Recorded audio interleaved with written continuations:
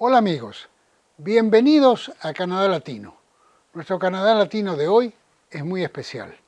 Es en inglés porque fuimos a Haliburton Sculpture Forest, o sea, al bosque de Haliburton de esculturas. So, we want to give thanks to Haliburton Sculpture Forest, Mr. Jim Blake, the curator, and the Yuki Stagg Outreach Coordinator, who helped us to do this beautiful job of portraying the sculptures that we have over there. It's really a very nice place to go. It's free, and you have almost 40 sculptures to delight and have joy with them. Enjoy the show. Welcome to the Haliburton Sculpture Forest. We're standing here just outside the Haliburton School of Art and Design in Glebe Park in the village of Haliburton. The Sculpture Forest has been here since 2001. We now have around 40 sculptures by professional artists from across Canada and international artists as well. The Sculpture Forest surrounds the campus of the Haliburton School of Art and Design, which is part of Fleming College. And we have hundreds of students who come and study fine art here at the college. So today we're going to be doing a little tour of the Sculpture Forest. It's a rainy day, but it's always a beautiful time to visit the Sculpture Forest. This is one of our newest sculptures. It's called Together We Achieve the Extraordinary. It's by Tizire Gumbert from Zimbabwe and was donated to us by Sue Black and Chris Relves. Tizire is well known for his contrasting handshakes. This sculpture is made out of common opal, and you can see the treatment he's done. He's polished one hand and left the other rough so that they look like different colors. Tizire was a big follower of Martin Luther King and believed in interracial harmony. The sculpture was created by William Lishman, who is an internationally renowned artist. People may know William Lishman from the film Fly Away Home, where Bill taught geese how to fly south with his ultralight. So Bill was an inventor and always doing interesting things. This particular sculpture actually comes from a much larger sculpture that was created for Expo 86 in Vancouver. It was the Expo of Transportation and Communication, and Bill was commissioned to create an 86-foot high sculpture, which was all about transportation, and it was called Transcending the Traffic. So starting with a traffic jam at the bottom, and then all sorts of different kinds of transportation spiraling up to the top with a single figure standing at the top. At expositions, they don't buy the sculptures, they lease them, and so Bill owned all the sculptures at the end of the expo, and we had a local philanthropist, Janice Parker, who donated this one to us. She got to name it Kinesis Horse and Rider. Kinesis named after the lake where she grew up, and also a famous racehorse from here in Haliburton County. And you can see it's Bill is depicting Plains Cree, a First Nation individual riding bareback on the horse. The horse is made out of leftover parts from a car part manufacturing plant in Oshawa. And if you look really closely at the horse of the head, you'll see a human head inside the horse's head. And just to indicate how the relationship between the human and the horse for them to be able to do this. Very first sculpture that we got for the Haliburton Sculpture Forest. It's called Dreaming Stones. It's created by Kevin Lockow. We asked artists to respond in some way to the cultural or natural history of the area. And Kevin went into the forest and collected these stones. These stones, which would have been brought here by the glaciers thousands and thousands and thousands of years ago. Then when the European settlers came, they cleared the trees and found rocks and piled them. So Kevin took these boulders and carved his story of the creation of Haliburton County. You can see at the bottom is the figure of a wolf, and then on each stone depicting leaves and animals and the furrows from a farmer's plow, footprints and handprints. At the top, you can see the owl, which represents the future. With wisdom, will take us into the future. Jim Blake continues now with a very big shoe, Fire on Ice, and other sculptures. This is called Fire and Ice, a really big shoe, created by Charles O'Neill, who is a local Haliburton full-time artist. Charles is well known for his wire sculptures. When Barb Boland, who was the principal and dean of the college, retired after 35 years, people put money in a hat and gave a gift to Barb. She says, with that money, I want a sculpture in the sculpture forest, and what I want is from Chuck is a really big shoe. Years ago, Charles was at an exhibition in Philadelphia, and he was approached by Stuart Weitzman, who is one of North America's best-known shoe designers, and he asked Chuck if he would make a sculpture of shoes, which he asks an artist every year. So Barb had seen this shoe-size sculpture. She said, I want one of those, but I want a really big shoe. You may wonder what we're doing with a shoe, a beautiful high-heeled shoe in the sculpture forest. And, well, Barb left big shoes to fill when she left the college. And you may think we're just rocks and lakes and trees here in Haliburton County, but we know how to step out on the town. Admission to the Haliburton Sculpture Forest is free, though we always encourage donations, and we have donation boxes throughout the forest. What we're looking at here is A Walk in the Woods by Mary Ellen Farrell, who is an artist from the Georgetown area of Ontario. This was one of our first sculptures in 2001 when the sculpture forest first opened. It's made out of limestone and out of bronze. And this was Mary Ellen's interpretation of her visit to Haliburton in the fall, where there's beautiful maple leaves on the ground. And so we have this hiker picking up a beautiful leaf, which is made out of bronze, and holding it to her chest. We're very lucky to have two sculptures by Marianne Rhyme in the sculpture forest. Marianne's work is shown around the world. She works in metal, really likes the rough cut edges. What we're seeing here is a piece which is called Das Buch 23.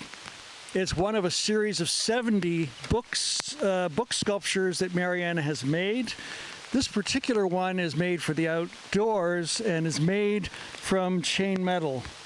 And on each page is a letter that you can read through the book. And by the end of the book, you realize that it said emptiness. So lots of people wonder, what it is, what it's about. It's really left up to your own imagination.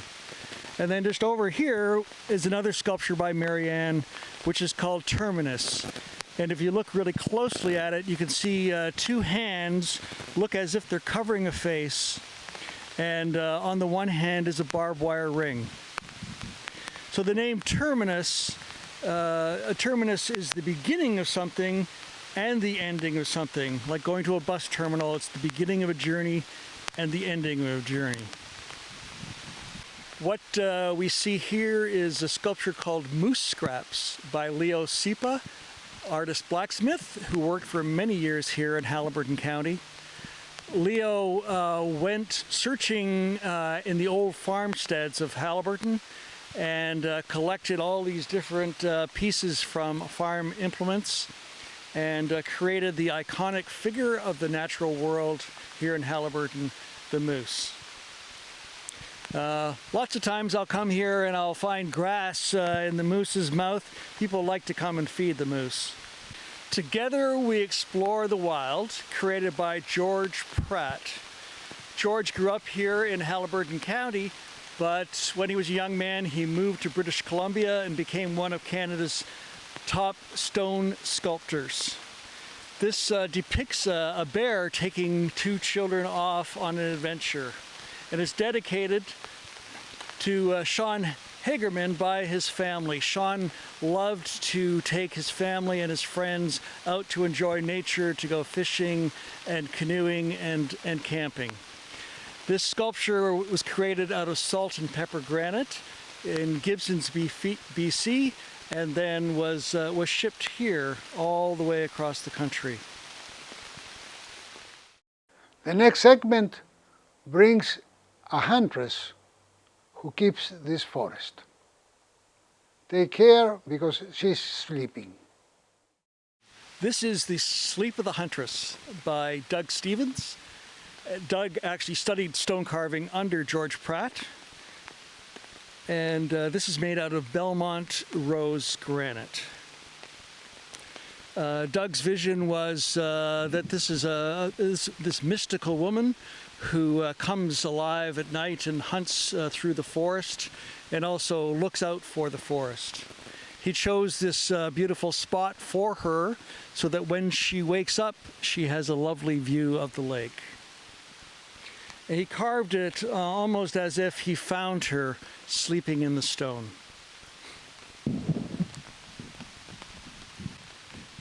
This is musical inspiration created by Simon Chidharara. Simon is a sculptor from Zimbabwe. This sculpture is made out of spring stone, which is a common stone which is used for carving by artists from Zimbabwe. As you can see, the rusty color here is what the stone looks like just in the open air. But when it starts to be carved, you get this gray look, and then when it's polished, it's black. Simon found this stone in a quarry in a mountain near the village where he works, and he and his friends carried it down. He had this inspiration for this sculpture. Everything is hand carved, and you can see he's cut little runnels here, and then crushed dolomite to give these white lines that look like a musical staff. And if you walk around the sculpture, you find a musical instrument on the other side.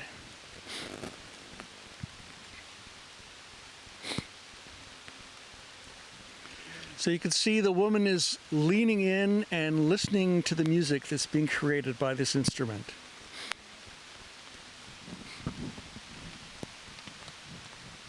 We were very lucky to have Simon here in Canada when we purchased the sculpture, and he helped to install it and spent time talking to us about the work that he has created. Flying Debris by Leo Sipa, who also created the moose, which is called Moose Scraps. Leo is wonderful at coming up with unique names for his sculpture. And he has this incredible ability to take things which we see as junk and create them into beautiful works of art. And here we can see a depiction of a blue heron using a shovel and a spring and a chain, a pair of pliers, parts from a car. It was originally designed to go on the top of a weather vane, but we brought it here to the sculpture forest as a sculpture that will move in the wind. We like people to come to the sculpture forest and get involved. At a lot of museums, you aren't allowed to touch the artwork, but here we encourage people to get up close and be part of the artwork. I invite people to be the sculpture. And you can see here is me a little earlier in the year with the fall leaves on the ground.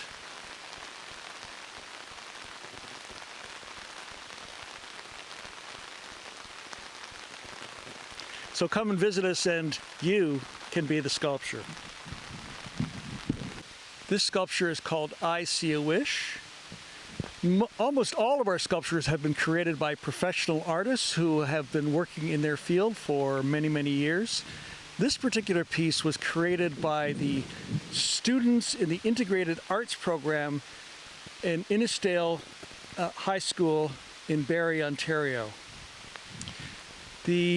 A friend of ours who was diagnosed with cancer was at the Cancer Treatment Center at the Royal Vic Hospital in Barrie. And she saw this sculpture of a dandelion.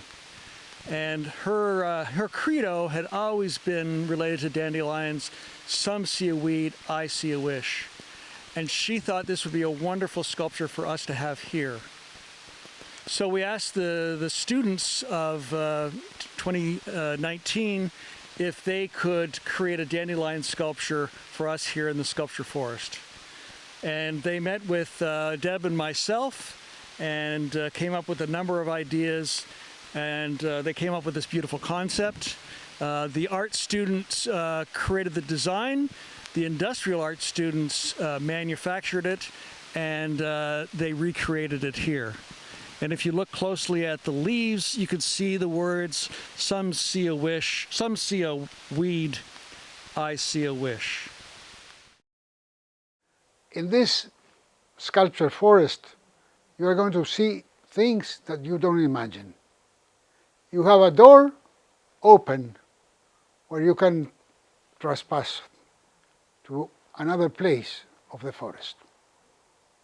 Enjoy also this exercise. This is our most recent sculpture called Passage by Gord Peterin.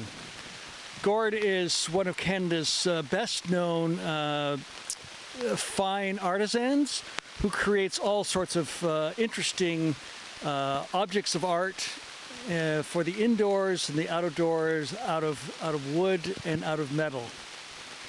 This particular piece was donated by our chair, Bar Boland.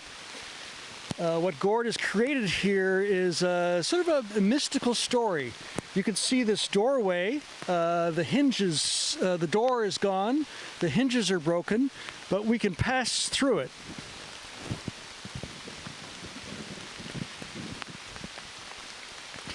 And it's almost like we come into another room.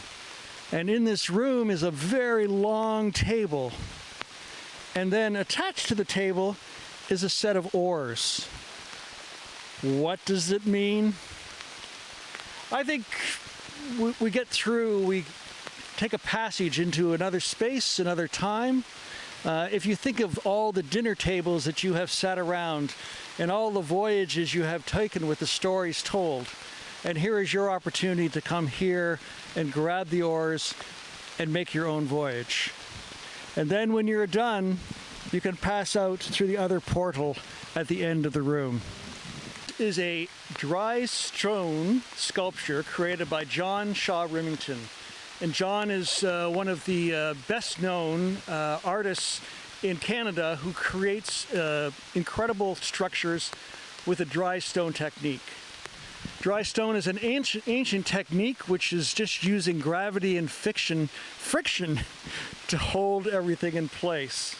Here John has taken the idea of a sheep hold, which you might find in Ireland or Wales or in Scotland, where the farmers would bring the sheep, and he's cut it in two and created two C shapes and a beautiful little pathway which you can walk through.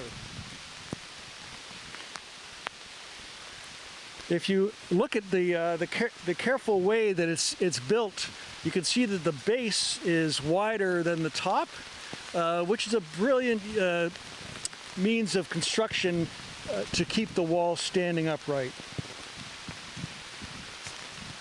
We have 3 dry stone sculptures by John Shaw Remington here in the Sculpture Forest. What happens is he does the design. The school runs a course on dry stone construction technique, and then while John is teaching the students, they build the sculpture for the Sculpture Forest.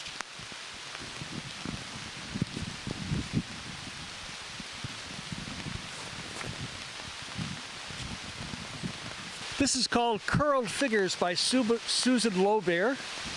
The two figures are identical, made out of concrete, out of a mold.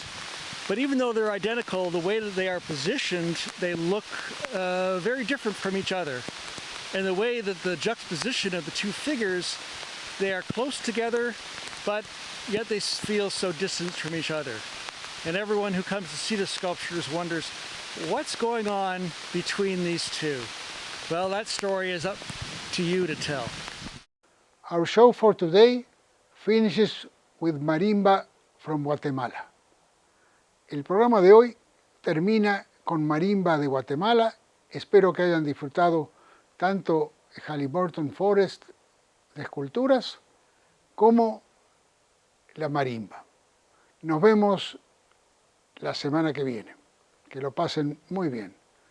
Have a nice time, and we want to thank Jim Blake and all the personnel of Halliburton Sculpture Forest because of the help that was given to us in doing this project. Have a nice week.